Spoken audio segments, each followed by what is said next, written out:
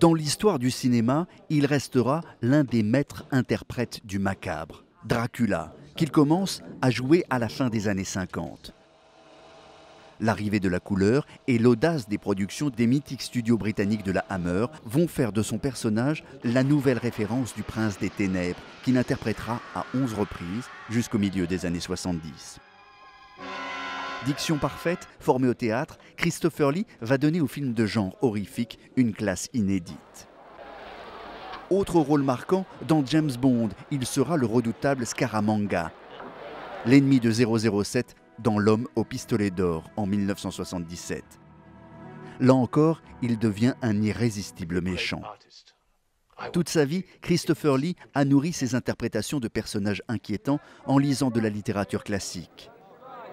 Évidemment, son talent ne s'est pas limité à ce seul registre. Christopher Lee a joué dans 250 films. Plusieurs fois, il interprétera notamment le rôle de Sherlock Holmes, le plus célèbre des enquêteurs britanniques.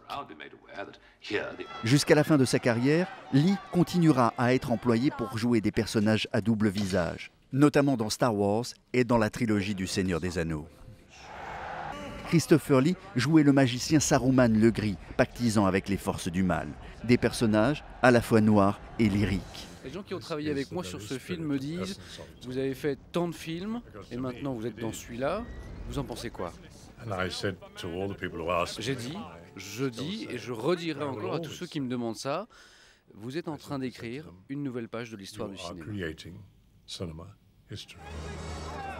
Christopher Lee est décédé après avoir traversé quasiment un siècle de cinéma.